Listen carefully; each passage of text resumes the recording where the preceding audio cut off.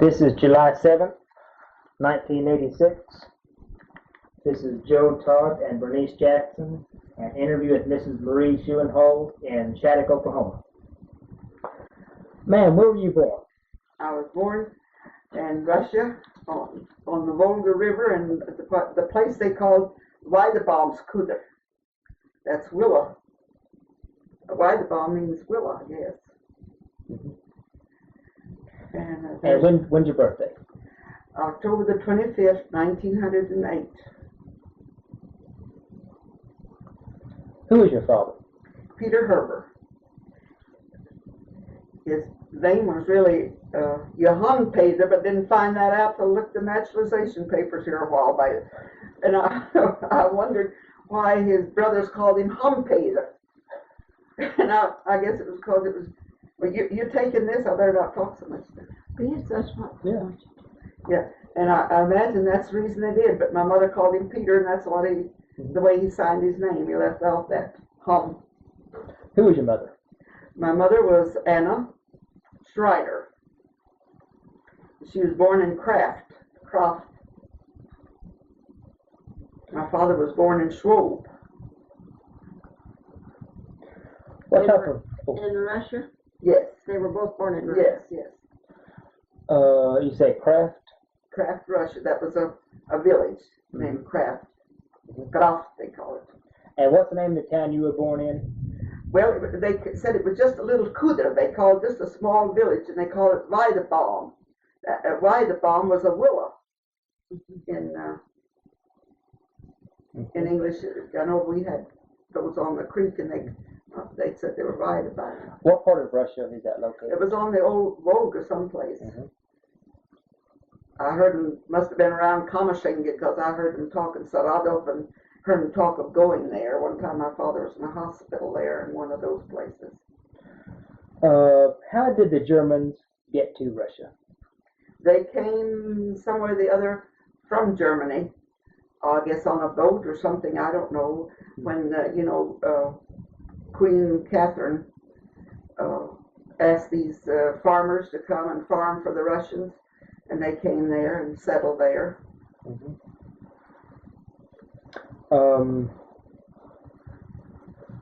But what year, I don't know, or anything about their forefathers. I just don't know. What type of work did your father do? My father, his father, they farmed some, but his father raised horses. And the disease got under the horses, and they died, and he lost a lot of money. So my father, having two older brothers at home, married, he went and worked, and he traded. He would go to these towns and buy things and sell it to the people, and he fished and sold it to the people. And then in the summertime, he worked for this man, and this man his name was, I forgot what, but it was my mother's sister and her husband. They didn't have any children, and there's where he met my mother, because my mother was an orphan. Her mother died when she was 12 hours old, but her father died after she came to this country. They had word that he passed away. And so grandmother and sister and older sister raised her. And she worked there for $35 a ruble, they called it, a year, and a pair of shoes and a couple of dresses. And she got more than anybody else did because it was her sister. And there's where she met my father. Now, is Weidebaum, is that in the Ukraine? Well, that's just a little ways from these villages, I know. Okay. 35 miles or so from one of these villages, because I heard them talking about going there. What type of house did you live in Russia? That I don't know. Must have been a very small one, because we were very poor people. This sister I guess everybody was kind of on the poor side, but some had more. This sister was one of those that had more. And then she had a couple of sisters that married a couple of brothers, and they had flour mills on the Volga, and they were well-to-do. And Mother received word from later on, after the Bolsheviks took over, that they had been driven out of their mills. Everything was confiscated, and they just died of malnutrition. And then my oldest brother, his name was Henry, and he was born, and my mother had to get out in the summer and help my dad in the harvest field. You know, the men would cut the grain and the women would tie it in bundles but her sister didn't have to get out, and so she left the baby with her. And because they didn't have any children, they just made up to this child, and he got where he'd rather spend time with them than he did at home. At home he had other sisters and a brother to cope with. But as he got older, he kind of liked to come home. And then my parents, my father had two brothers that came to this country. And one of them lived in Texas, and one of them lived here in Shattuck, or near Shattuck. And so they persuaded him to come. And their younger brother had to go to the army in Russia and was killed in the Japanese War. The Russo-Japanese War. Yeah. And he was killed. And one of the brothers that was married and lived here in Shattuck, he had to serve some months in the army. And my dad decided he didn't want his boys in the army, so they persuaded him, and he persuaded Mother to come. And they had a sale, and this uncle helped raise my brother, came to the sale. And he said, now let Henry go home with me, and at Christmas you're all going to meet at Mother's father's place, and then we'll bring him for Christmas dinner. And Christmas dinner came, and they didn't show up. And the next day they didn't show up. And they had their tickets and whatever you needed, and they had to leave. And so they left without him. And after they got over here, they came in February, and they came out. My two uncles met them at the train, and they took them out to the farm. And then my uncle had filed on this place, and he had this little shack that he had lived in, you know. And now my parents moved in that, and they had built a 4-room house, 2 upstairs and 2 downstairs like they used to. What was your uncle's name? Fred Herbert. Fred Herbert. Mm-hmm. And my father, his first job was to dig a cave. And he said he never had to work so hard in Russia. And then it began to rain and hail and thunder, and the wind blew. And my father almost got down on his knees and asked Mother to forgive him, to bring him to this God-forsaken country. And he would work hard, and he would save his money, and he would take them back. And he was glad that Henry wasn't here, because the other children had to be hired out as babysitters, and they cried, they didn't want to go. And they had a miserable time. And then my uncle that lived in Texas on a ranch and worked for a rancher, he had this immense house of 2 rooms. So my folks went out to Texas, and they lived in 1 room, and my uncle lived in the other room. And my father walked across the pastures to Lipscomb, Texas, where they were building a store. And they hired him, and he worked there. And my father was so anxious for the children to go to school. And these a man by the name of Schoenhals, he hired my brother and my father, and even sent him to school. And he had a bunch of boys, but he hired him so my brother could go to school. And then my sister went to the country school. And then they found people in Lipscomb, they were the only German family there. And people were so nice to them. And they forgot all about the hail and the rain and the storm. And my father bought some land a mile south and a mile east of Lipscomb, and we moved there. And it must have been before 1911, because my brother was exactly 3 years younger than I am. He was born there. And he was born in 1911. And then we lived there until my father died, and my mother didn't die there, but he died. He died. And then they tried to get my brother to come. And every time they were ready to send him money, why, my aunt and uncle found some excuse for him not to come. And then my father just absolutely sent him a ticket, I think it was. And by the time the ticket got there, they had married him. And his wife wouldn't come. Was he still in Russia? Yes, he was in Russia with his aunt and uncle. Was supposed to inherit them. And then his wife wouldn't do it. Is he still in Russia? No. Then World War I broke out. and he had to go to the service, and he never came back. The last, his wife finally wrote to us, and the last word she had was from a young man from that same village that came back and said that he had helped take him to the hospital, that he was sick. But you know, there were no more records or no more way. These German people behaved themselves. They didn't dare. Most of them were driven out of their homes, and their food, their things that they had was confiscated.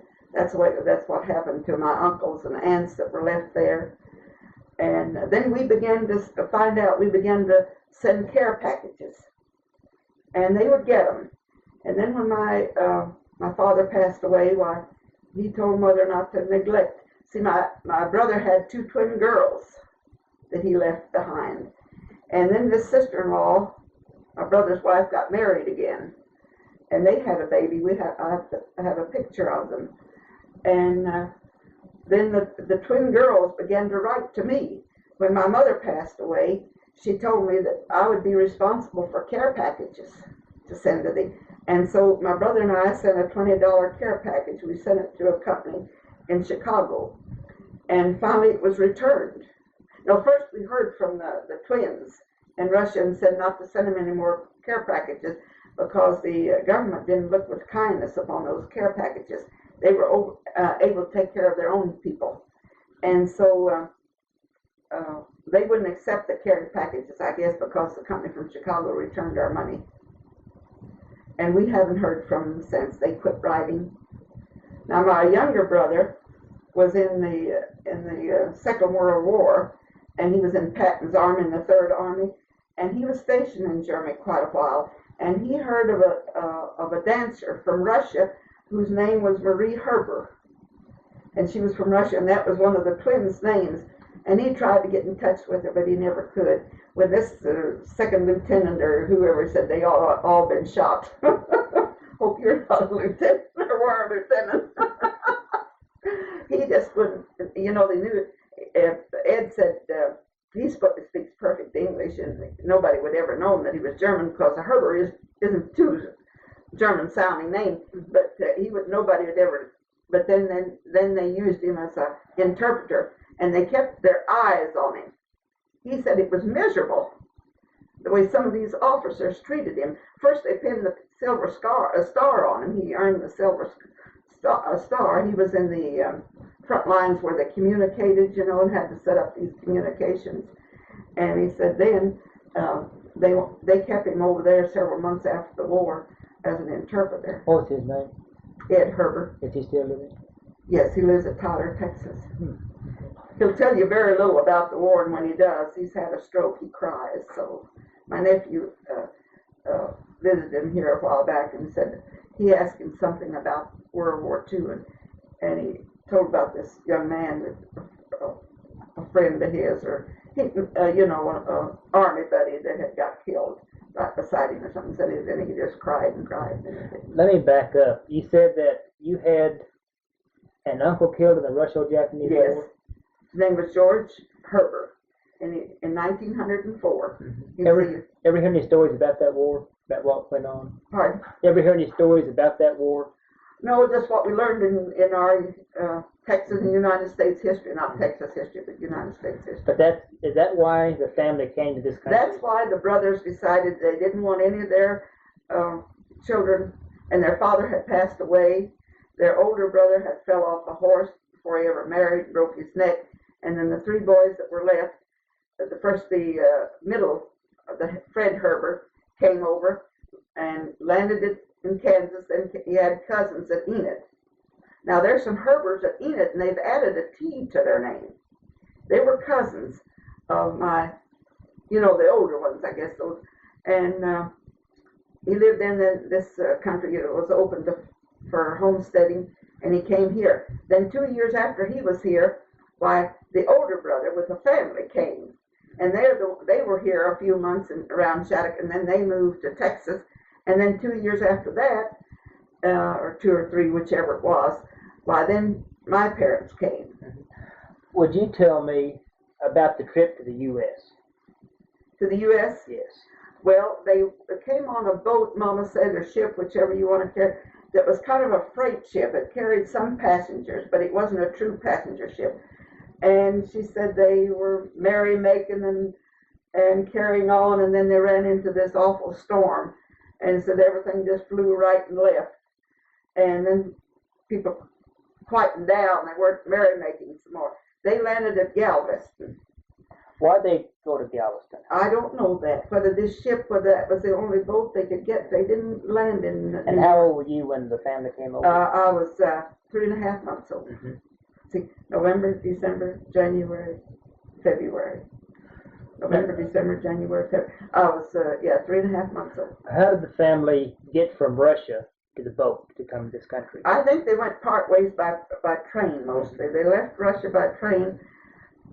Then one time they had to change someplace to a boat because Mama said that there were 2 widows with their children that were coming over here, and said their children were smaller, or they didn't, in some way or the other. Said my children had to carry their baggages, or Dad had to carry their baggages, and my children, she used to say, had to carry their own. She was tired of widows. Where did you get on the boat? That I don't know. Okay. That I don't know. How many people were on this boat coming over? That I don't know either. Now, would you explain one more time of why the family came to the U.S.? The U.S. Mm-hmm. Because my father's father had a lot of debts because he'd lost all of his horses. And, you know, each son was given so much land, and all the sons, like my father and his brothers, and our sons, and the one son that my uncle had, that land had to be sold and paid his father's debts. They didn't have anything then, much left. Because the middle brother, the one that lived out here, Fred Herbert, had to go to service. Even after, I think he was already married, I'm not sure about that. And the younger brother was killed in the service, and they did not want to serve in the Russian army. And they were promised, the German people were promised when they left Germany to go to Russia that they would never have to serve in the German army, but they did. Now, in the Russian army? Yes, in the Russian army. Now they had to serve so many months. But the one brother that served, there was no war going on, as far as I know. But the younger brother, he had to leave and he never came back. He was killed in the Japanese War. That was in 1904. So they didn't want their son to serve in the army. He didn't want his children to serve in the army.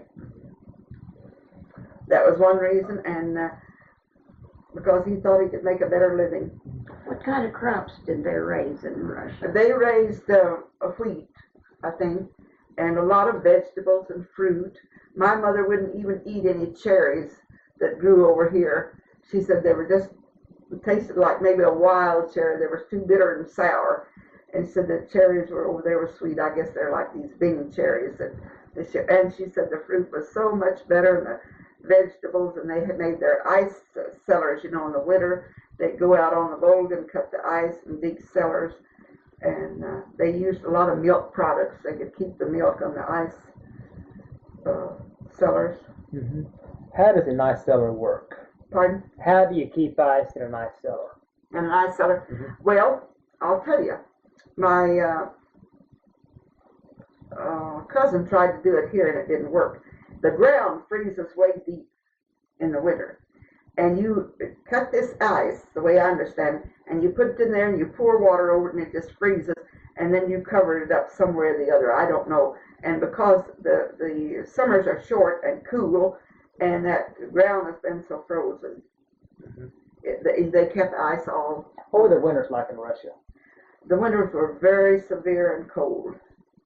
They brought the cattle in, my parents said, from the forest and where they used to herd them, and they'd bring them in at night, and they brought them in because on account of the wolves. And in the wintertime, they had to keep them pinned up. The wolves would come way into the village. And if they found something, they were hungry, they would get it. And people that got stranded on the road, and with the sleds, they feared the wolves. My father Did told they me. attack people too? Yes, I guess so. I guess they get the people too. I don't know. If your family had to sell everything to pay the debts, how'd they get the money to come to this country? Well, you see, they sold that before my father was probably married, because maybe after he's married. My father worked and my mother worked, and they earned money. Well, you mind if I listen in? No, not at all. And they saved, and enough. They didn't have a great lot, but they had enough for a ticket to come in. Yeah. See, we were all small, the children. I was a baby, and my other sister was 8, and then there were 10, and I think my brother was 13. Well, did the girls have to work After they came in the here, field? No, in Russia. Did the girls have to herd cattle and? I imagine some of them did, but my brothers and sisters, I don't think. I guess my 13-year-old brother probably did some work, probably for his uncle. That's where they would work when they worked. Yeah, could you just tell us some stories about life in Russia that your parents told you? Well, Mother said that the winters were severe, but there was no hail. Said once she saw a little sleet. There was no thunder. It was just a far off little rumble. There wasn't that wind with the rain. The rains were gentle and plentiful. And they did a lot of fishing because they lived on the Volga. They went down to the river and did their washing. And they lived all together in the villages. And the work was hard during the summer. But in the fall, that kind of work, although my father worked the year round because he would go and buy things in these larger towns and then sell them to the people. Everybody, if they did anything odd or something, they had a nickname. I asked my aunt one time whether my dad had a nickname, and she said yes. And I said, what was it? And she said Kinspeder, and that means child Peter. Kins means a little child. And I said, well, why is that? He was a large man. She said, because he would carry the babies for your mother. When they went to visit in the evening, they'd go visit, and he would carry the babies. And that man didn't do that in Russia. In Russia, the women had to do the work. Yes, you didn't play with babies like we do here. When we get a hold of our grandchildren, boy. Why did the family come to Shattuck? Because the uncles were here. And then they went to Texas because the other uncle was there and had this big house with 2 rooms. I'm going to tell you a story about Uncle Jake. He was the oldest of the 3 brothers, and he was out there. He worked for this rancher by the name of Foley. And this man told him, here, you can plow this and put you out some feed and stuff. Okay. Each brother had a horse, and then they had these walking plows. And then one of the neighbors saw this. And he said, you come over tomorrow, and you borrow a horse and a plow, a riding plow. Put 3 horses to the plow, and you can ride. So early in the morning, my uncle went over there, and they were eating breakfast. And they said, come in, and we'll get the horse just as soon as we finish our breakfast. Have a chair. Take a chair. Well, he didn't want to take a chair. He knew what that word means. Take a chair, take a chair. And finally, he took the chair and put it out on the wagon and went home with it. When he got home, the children understood what that was. So my aunt said, you take that chair back, man, take the chair back. You told me out of furniture then. My father, somewhere or the other between here and Galveston, they put all these immigrants in one car. And then finally they disconnected this car and put it on a sidetrack for a while. I guess they waited for another train to come along, and they didn't have anything to eat. And my father said, well, I'm going to go and see if I can't find a store or something. I don't know what they called them, but we call them stores, And he found a place where they were selling things. And he went in, and he made him know what he wanted. And they gave him some bread and I guess bologna and all. Then when he got back to the track, he couldn't find the car. And finally he saw a car that had been pushed way off someplace. And my mother, the sun was coming in and shining on me. See, I was a baby. And she'd hung a little red cloth up there on the window to keep the sun out. And he saw that red cloth, and that's where he found back. He couldn't tell anybody he was lost. The same thing happened to my uncle. He didn't get lost, but when they disconnected it, and he went out and looked for it. And he went in the store and he went to chew, and they offered him some chewing tobacco.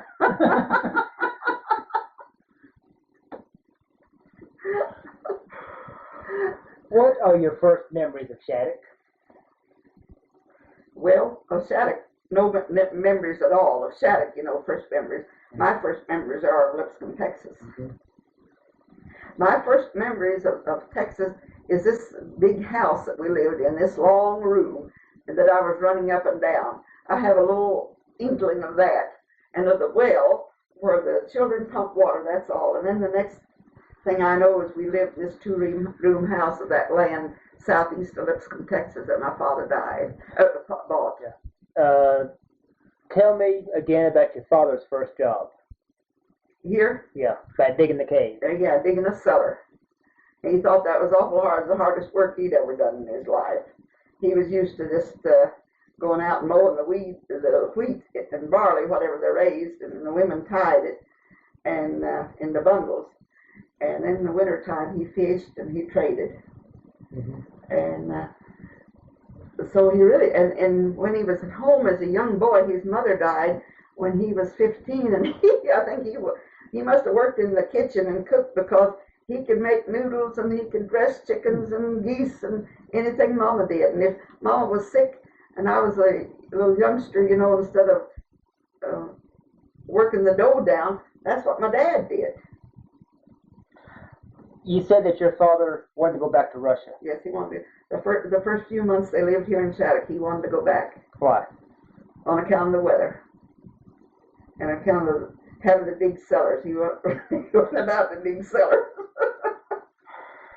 But after they moved to Texas, although he walked across the pasture 5 miles, the only thing they were afraid of was those longhorn cattle. And but the people at Lipscomb, Texas, just treated us nice, and so he was happy to buy it, and we were treated nice by the people. And then finally my uncle moved to Lipscomb too. He rented some land, and we established a good reputation there, and we were well liked. And I graduated from high school there. I was going to ask, do you remember World War I? Yes, I remember a cousin through marriage was in World War I, and I remember in school that we played Red Cross and things like that. And I remember going with my brother to the courthouse. He had to fill out some papers, and I guess he was about ready to get drafted, because I remember one of the officers, I don't remember which it was, but we were well acquainted, in the courthouse and there, and I ran along, and he called George in the office, and he said, "Now, George," that was my brother, "you answer this way, and answer this way, and answer this way. Don't get caught." We were still, German, and they were fighting Germany, and he didn't want him to say anything, that would look bad. And I remember the flu and I remember something else. They sent a man from someplace named Baumgartner. He had his fingers cut off, and that was German. And he had a hatred toward the German people. He went around trying to find them talking German, on the street. And nobody else said anything to my dad if he met his brother and they talked German. And my brother took the flu, and he was very sick. And although we had doctors there, they were busy. Mm-hmm. And so the pharmacist said, "Come on in to my dad, and I'll give you some medicine that the doctors are given." And this Baumgartner was in there, and he said to Minton, he said, "Give old Pete a good dose, maybe it'll kill him." And my father turned around and shook his finger at him and said, "Shame on you, shame on you." And 2 days after that, our phone rang, and Baumgartner had taken the flu and he was a dead man. And my father said, "Oh, why didn't I present the Lord to him?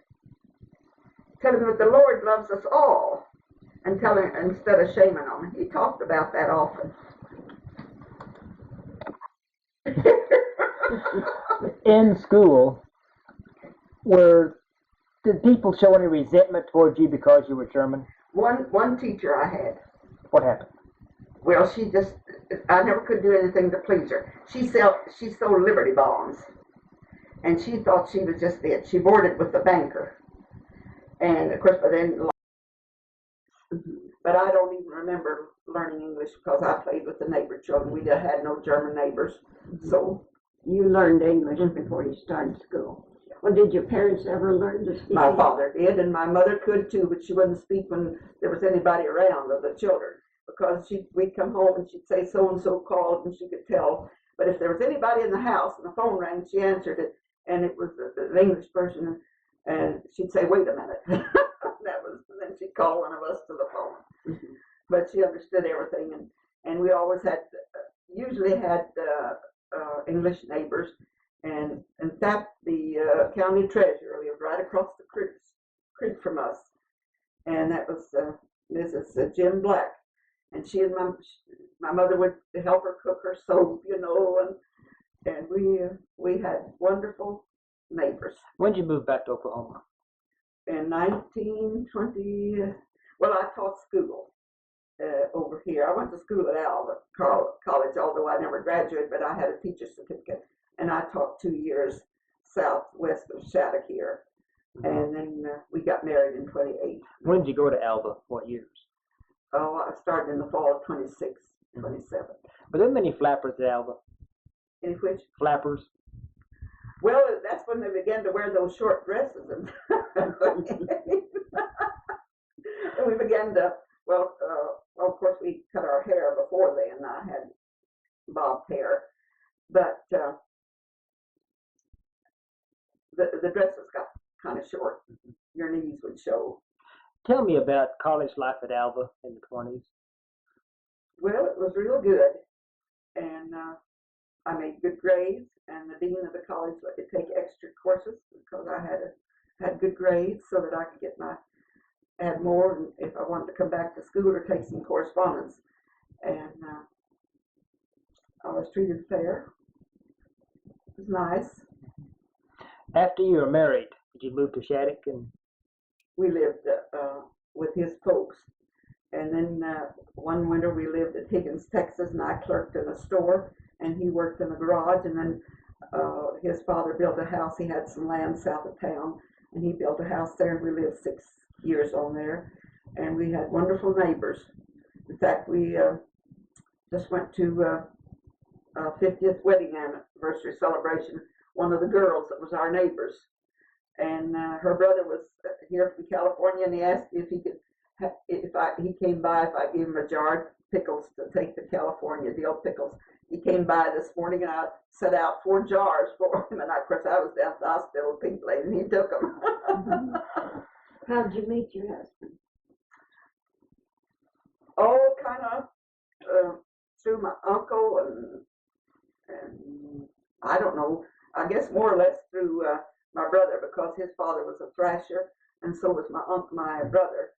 And I came over here one time to church.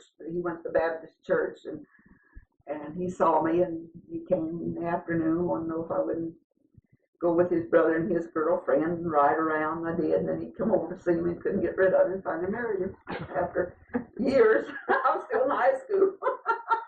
how did the Depression affect you and your family, 1930s?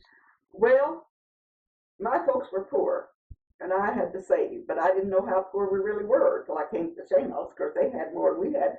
But his mother saved, his father saved, and it really didn't affect us too much, because they always had to work. We had to work, and they had plenty to eat, and his father would go and They had plenty of hogs and cattle, you know. We had plenty Put to your eat. once in a We while. had a new little brick home, nice furniture. I had my school money. I taught school, and we never. And it makes me mad when they say we were in the Dust Bowl. We didn't have any land blow away. The dust was all in the air. You didn't have any Dust Bowl at Woodward. It was the bar ditches and the roads blew, but our land didn't blow. I tell you, around Perriton they had it. But and even at Follett, I had a cousin lived at Follett, and she said the first thing she did in the morning, she had to wash the dust out of her eyes and face. But we didn't have that here. Did you teach in a one-room school? Yes. Would you mind telling us what the wages were? Pardon? What the wages were? $90 a month. And you were your own janitor? The first year. The second year, the school board hired someone to build the fire. But the first year I was. But I always had some pretty good. I had boys that were a little younger than I was. I would never tell them my age. How many grades were you teaching then? From the first to the seventh. Eighth. Grade was in eighth. How'd you handle all 8 grades in one room? Well, you just had to make a schedule, and while they were maybe doing something else, you let them recite and read, and they had it in their arithmetic papers, and you did work. You helped them, and you just worked it in. You just had a class every minute of the day, half-an-hour classes. So it was broken down into half-an-hour Yes. class. Okay. And sometimes, if children were a little slow, and you helped them over the noon hour or recess if they stayed back. But sometimes you just felt like you had to get out too. But I had well-behaved children. I had children start school that couldn't talk a word of English. And Well, that was good because yes, you could for the first few days, I would tell them, the assignment, and then I just quit. I just wouldn't speak a word of German to them. And before we knew it, that makes me so mad now when I read about these people that want these bilingual teachers. Mm-hmm. My parents wanted us to learn the language, and they were proud of us when we went to school, and we just learned it without knowing it. You should have. My brother was 13 years old when he came here. Well, he could speak perfect English, and he could figure in his head as well as I could with a pencil. Mm-hmm. And my father was proud, and he'd be proud today. He has grandchildren. He has a grandchildren that's a neurosurgeon. He has grandchildren that are school teachers. He has grandchildren that are in the insurance business. He has grandchildren. He had a grandson that when he graduated from college, he was voted the outstanding senior in his class. He was an educator, and the Reader's Digest years ago had an article, never did name him, but said this. At this Golden, Colorado, they're teaching a new method of teaching. And he won scholarships during the summer to go and teach this new method to college people. My father would have been proud. But no, they want to keep their language. We didn't deny that we were German. We were proud of being German. My daughter said when she went to college, she went to OSU, and she went to Baylor one year in one summer. And they'd say, "Are you German?" And she said, right away I told them I was German. They thought I was smart. I said, what if they found out different? What to do then? Well, you have retained your knowledge of the German language. Yes, we speak German to each other. Our dialect German that they spoke in Russian. How does that dialect differ from the German spoken? In a way, it's the real Germans have a little trouble understanding some of us, but we don't have any trouble understanding the real German because we read it, the real German in our Bible. And my father took the newspapers and he read a lot to us, all the little continued stories and even the news, he read it to us. And I can read German, so can he. What kind of churches did you go to? I was raised in the Lutheran church, and he was raised. His folks used to be Lutheran, but before he was old enough to while he was, they were Baptists. Mhm. And then later on, after we were married a couple of years, I became a Baptist. What about in Russia? What kind of churches did they have? Pardon? What about in Russia? Oh, in Russia, my father and mother went to the Lutheran church, and their government in the village was regulated by the church. Mm-hmm. What did you do during World War II? World War II, cried a lot and prayed. He had two brothers in the army. One brother we didn't hear from a long, long time. He was on the ocean when Pearl Harbor was bombed. His last letter was from Pearl Harbor. He was on the way to the Philippines. My brother was in the 3rd Army. I had cousins, second cousins in the Army. And our church had, I think, 14 youngsters in the Army. And I'll tell you an experience that we had. You asked the resentment of the Germans. Well, I raised a niece of mine because her mother died when she was a child. And she went to school here at Shattuck. And she came home and she said, one of the teachers had said, well, they had to keep their eyes on these German people. And said he came from Fairview. And they tarred, in the First World War, they tarred and feathered some up there, some Germans. And it just really carried on. And I said, are you sure he said that? Yes. And so I went to another family and asked that she was that they had a girl in the same class, and I asked her, what did little John, his name was Little, she told me the same story. Then I came in for the school. First I went to our minister, and our minister's daughter was teaching the 2nd grade. And I told him, I said, I'll go to school, and if the principal or the superintendent acts a little funny, I'm going to take it up to the school board. Well, I asked for a private conversation with him, and he was very nice, and I told him. And he says, that will stop. I'll assure you, that will stop. And he says, I won't say a thing, but I'll see to it that no child is ever embarrassed in any way. No Jehovah's Witnesses are embarrassed by having to salute the flag. He says, I've already told them that. And then, not too long after that, this daughter of our ministers told me that he had a teachers' meeting. And he really told them what was what. He said, if he ever heard of he didn't name a teacher, and that stopped.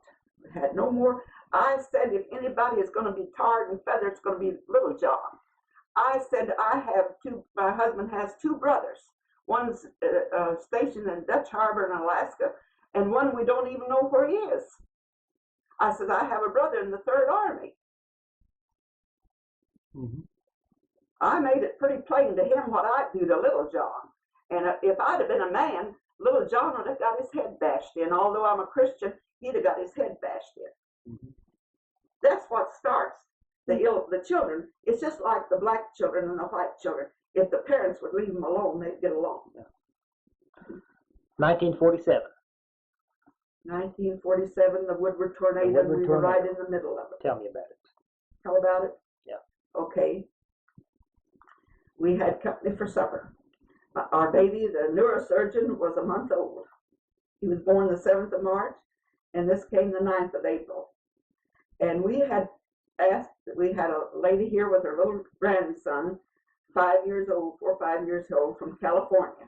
She had to sign up to take him out of the state because he was divorced. The parents were divorced. And she was visiting her daughter and family, and I asked them over to supper because we used to be neighbors. And they got there, and it was sprinkling just a little bit. It had been cloudy all day, and I had gone to town. It was the first time I'd gone to town since the baby was born. And they got there, and Bill told them, motioned them to come around. We had 3 big cedar trees, and drive up close to those cedar trees, and they wouldn't have so far to come to the house. I had steak for supper and just a nice supper, chocolate cake, and they sat down to eat. And finally, our lights went out. And Bill went upstairs and got kerosene lights. And then the wind began to blow. And we had this large bay window right by the dining room table. And I had gone to pick up the baby because he was restless. And I stood there, and Bill got up and put his hands up to the window, thinking, he could hold the window in. And he said, George, come in, the man that was there for supper, come and help me. And he got up, and the last thing I could see, that whole window and wall and everything went out. And Melba, George's wife, she stood up, she had on this black dress, and she kind of screamed. And then it looked like someone had taken a scoop of dirt and just poured it over. That dirt from the attic and from the walls just went over it. And I took the baby, and my daughters grabbed me by the arm, and we ran in the back bedroom. And I said, everybody come back here. But George and Melba, and by the way, they're the ones that celebrated their golden wedding anniversary. And they were at our house with their children, and went in the back bedroom. And then the grandmother that was here from California, she grabbed her little grandson and got on the sofa. And she claims that someone hit her across the face with a corset. I said it wasn't me because I didn't have a corset. I finally got her to come to the back, somewhere or the other, to the back room. I remember sitting on the bed, and my daughter held me by the arm, and our son was 14 years old. He held on to Bill, and these two people that were visiting, they grabbed their two little children and started to go out, but they didn't get very far. They had to crawl back in. They were trying to go over this wall that had fallen out. I'll show you a picture of our house. And of course the children, the little girl cried, and I kept consoling her, and I kept telling her the Lord would take care of us. And of course I prayed. And then I kept thinking about the man that built that house. We had bought our own place, and they said he was a German, and he had quite a little bit of money, had done well, and he went to town, and he said, give me a load of wood. And instead of lumber, he said a load of wood. And he had a special carpenter come from Kansas, and they built the house.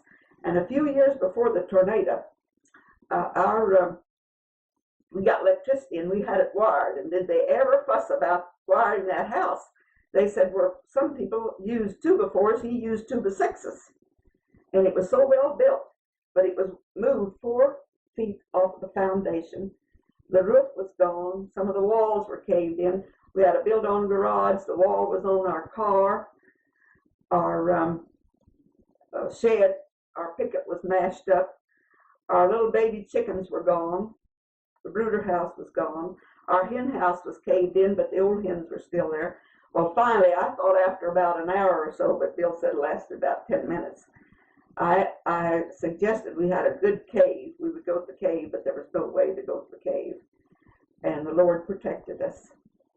And of course, after it all subdued, he ran out to see about the chickens, but they were gone. He found 5 of them. I think he brought them in, put them in the paper, waste paper basket, wasn't it?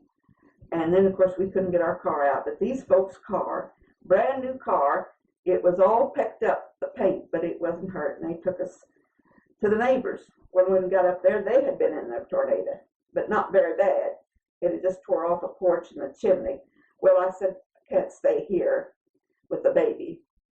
And take me up south, I said, to our old neighbors. And about that time, my car stopped in. And they said they were from Pampa, Texas. And they said as they came out this way, said they were at Shattuck, and said it roared like there was freight trains going south of town. And it says as they came out, they could see tin and stuff in the road, about 1.5 miles down the road. But said Shattuck was all right. So, but they said the further south we go, the worse it got. But from there on, it began to get better. So I said to these folks, take me and the baby and the little girl. She was 9 years old. But Bill and the 14-year-old boy, they stayed there. And then they went down and covered up the piano with an old mattress and carried things out. We had a granary that was left. And neighbors came in and people came in. And finally, the agriculture teacher came from Shattuck, and he said Higgins was blown away.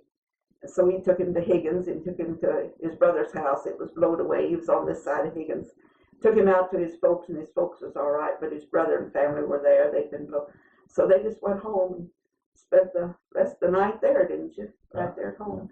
And the next day he came and got me, and as we drove home, he said, I saw Hoffner's, and that looked bad, and I thought the roof was only gone and that one window and wall there. And he said, now it's bad, and prepare yourself. And when I came home, it was bad. Now, was that in Shattuck or was that south? That was south. We lived south, You 6.5 miles south of Shattuck. See, it went from White Deer, and it missed Canadian, but it got Glacier. And our neighbor and his wife our neighbor's wife and the little boy were killed. And some of our friends lost their lives, and it looked bad.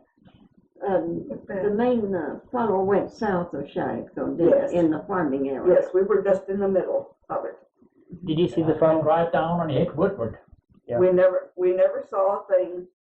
Bill went out and had the folks come in, and we knew it was cloudy, and that was about all. But the neighbor that lost his wife, and he had broken bones, he was in the hospital, and we visited him, and I said, Henry, did you know it was coming? And he said, I went out and closed the barn doors, and I came in, and I said to his wife, he said, Stella, I think we're going to get hailed out tonight.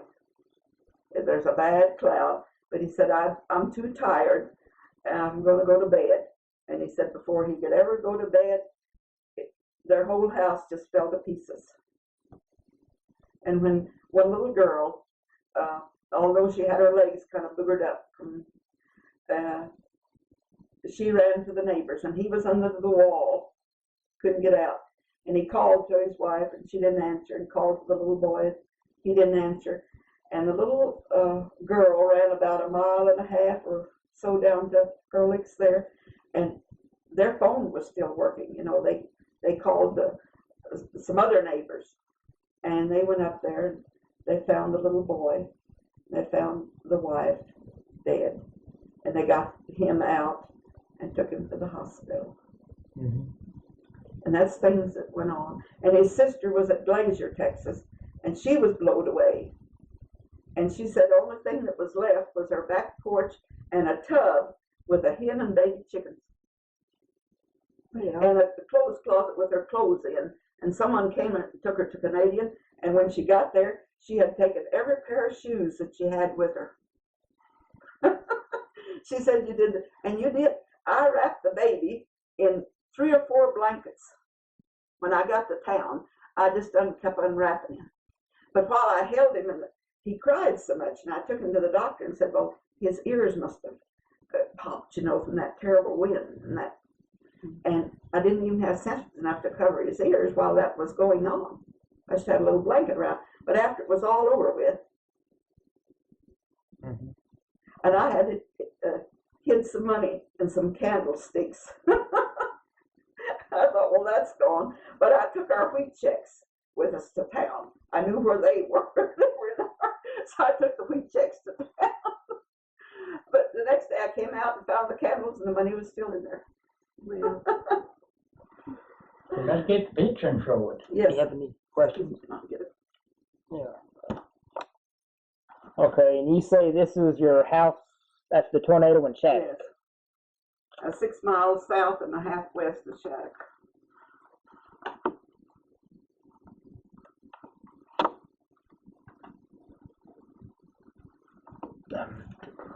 I see there were 1, 2, 3, 4, 5, 6, 7, 8, 9, 10, 11. Let me see. There were 5 of us. 6, 7, 8, 9, 10, 11 people in that house that night.